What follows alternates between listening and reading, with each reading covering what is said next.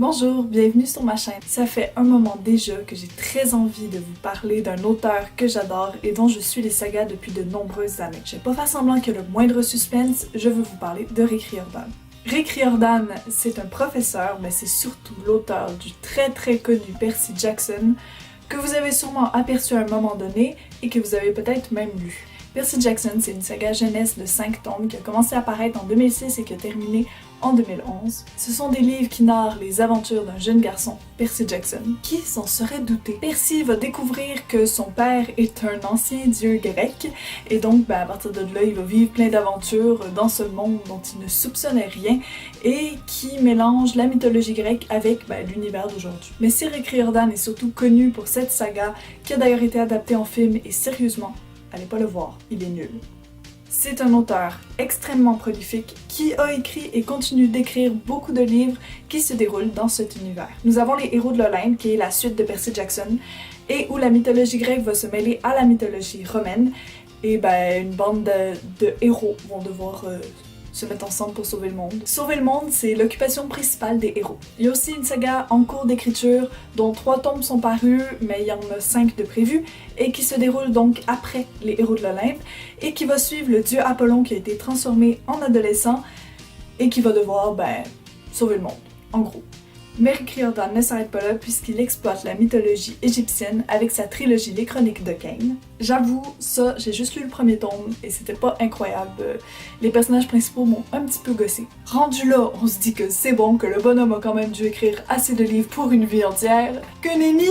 Se rajoute à tout ça sa trilogie Magnus Chase et les dieux d'Asgard, où cette fois-ci c'est la mythologie nordique qui est exploitée. Et d'ailleurs je vous conseille fortement de commencer avec cette trilogie-là si jamais ça vous tente pas de lire les innombrables tomes de la saga Percy Jackson. Depuis tout à l'heure je parle d'univers différents comme s'ils étaient complètement coupés les uns des autres, mais on a toutes les preuves en lisant ces livres que tous les personnages et toutes les mythologies se retrouvent dans le même monde. Et ça laisse espérer une espèce de grosse saga finale où tous les personnages et toutes les mythologies vont se mêler en un gros sauvage de monde final. Pour faire un roman de Rick Riordan, il y a une recette. Un adolescent découvre qu'une mythologie ancienne existe et régit son monde. Il va faire la rencontre d'un mentor et ou d'autres jeunes qui vont l'aider à partir en quête pour sauver le monde d'une divinité ou d'un monstre quelconque. Et sur son chemin, il va rencontrer des monstres, des demi-dieux et autres créatures mythologiques. Ça peut sembler nul et répétitif et même facile dit comme ça, mais je vais structurer un petit peu mon avis et je vais vous dire en quelques points pourquoi ça marche. Tout d'abord, Rick Riordan a eu l'idée du siècle. Les mythologies grecques, nordiques ou romaines sont extrêmement riches et complexes. En puisant dans ces histoires, il s'est créé un bestiaire quasi infini de monstres et autres créatures magiques à exploiter. Il met en scène un grand nombre de personnages tirés de ces mythologies. Leurs histoires, souvent dramatiques, lui permettent d'avoir accès à des personnages très complexes et tangibles, comme Echo, la nymphe amoureuse de Narcisse, ou Chiron, le centaure sage, ou encore Apollon, ou toutes les chasseresses sachant chasser d'Artémis, et absolument tous les monstres qu'il rencontre. Rick Riordan entoure ses personnages de cet univers complexe et crédible. Et je dois admettre que pratiquement toute ma culture de la mythologie grecque vient de Percy Jackson. Ouais, parce que mine de rien, on apprend des trucs étant donné qu'à chaque fois qu'il y a un nouveau monstre ou une nouvelle créature justement tirée de cette mythologie, il nous explique son histoire. Et le détail qui rend tout incroyablement et surtout diablement amusant, c'est l'adaptation de cette mythologie ancienne au monde d'aujourd'hui. Les dieux ne sont pas des vieux croutons fermés à l'évolution.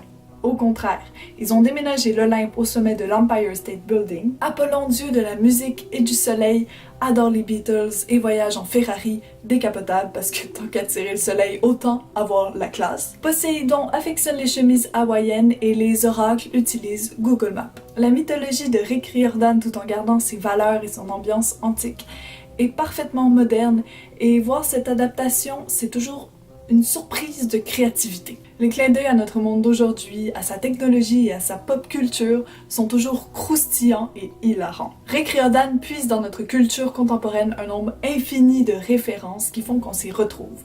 Et c'est drôle, tellement drôle. Hercule, hein? Ce gars, c'était le McDo de la Grèce antique. On pouvait pas faire 100 mètres sans tomber dessus. C'est un auteur qui arrête jamais de me surprendre par sa créativité. Si l'histoire de base semble répétitive au premier abord, je me rends compte à force de lire ses livres qu'il utilise toujours avec intelligence et nouveauté, autant l'univers des dieux mythiques que notre univers à nous. L'humour repose essentiellement sur l'univers que je viens de vous décrire, mais il est également présent dans l'écriture.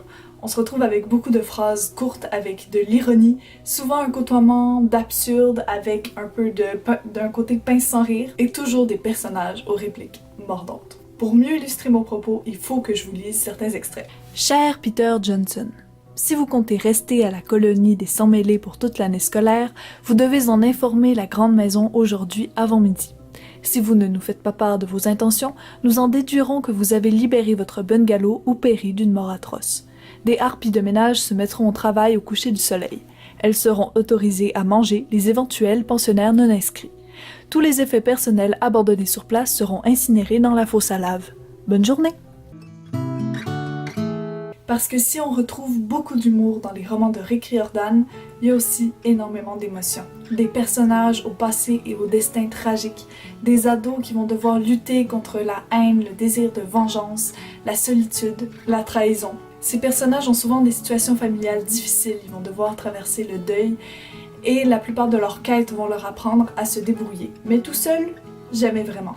Parce que si les adultes prennent pas une grande part dans les récits de Rick Riordan, c'est essentiellement les ados qui sauvent le monde tout seul, on y voit aussi de belles leçons sur le vivre ensemble, sur se faire confiance. Les ados vont toujours pouvoir compter l'un sur l'autre, ils vont pouvoir compter sur l'amitié et sur l'amour pour les aider. L'amitié, c'est beau et ça aide à sauver le monde quand même.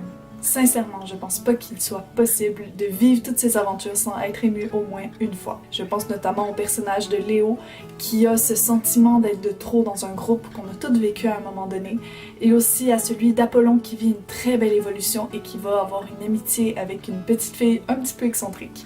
J'ai laissé Chiron dans son fauteuil roulant, à regarder tristement l'âtre vide. Je me suis demandé combien de fois il avait attendu là, devant cette cheminée, des héros qui n'étaient jamais revenus.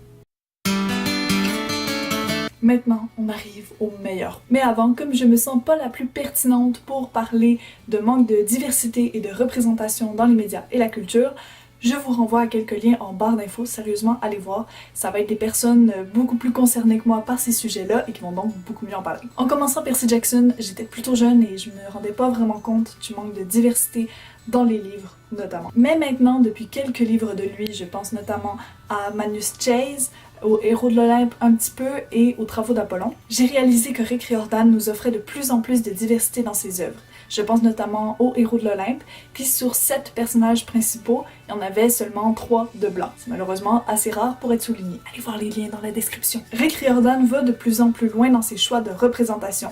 Je pense notamment aux orientations sexuelles et aux identités de genre de ses personnages. Après avoir créé un personnage homosexuel dans les Héros de l'Olympe, il arrête de se gêner et on a droit à un couple de chasseresses dans les Travaux d'Apollon, ainsi qu'à Apollon lui-même qui est ouvertement bi, ainsi qu'à un autre couple dans Magnus Chase. Et puis bon, je vais pas toutes vous les énumérer. Et dans Magnus Chase, on a un personnage qui est gender fluide, donc qui peut passer de homme ou femme selon son envie ou son besoin. Grossièrement expliqué, très grossièrement expliqué. Et un personnage sourd et muet aussi. Bref, vous avez compris. Le truc qui me fait adorer les romans de Rick Riordan, c'est cette diversité qui s'affirme de plus en plus. Et je vous vends pas le livre à la... Regardez, il y a un personnage homosexuel dans ce livre. Ce livre est tellement éthique. Rick Riordan incorpore ses personnages sans s'appesantir dessus de manière totalement naturelle. Il se force pas, comme il le ferait en fait avec n'importe quel autre personnage, mais sans pour autant nier les difficultés supplémentaires que devront traverser ces personnages à cause de leurs différences. Qu'est-ce que ça fait du bien cette représentation qui ne clame même pas qu'elle en est une, tout simplement parce que ça devrait être la norme et qu'on n'a pas à féliciter un auteur pour juste représenter la réalité. Et je conclus ce point par une citation du monsieur. J'ai été suffisamment chanceux pour enseigner à toutes sortes d'élèves. Riches et pauvres, d'origines variées, avec différentes traditions religieuses et une grande variété de capacités d'apprentissage. J'ai également enseigné à des élèves gays, lesbiennes, bisexuels et transgenres.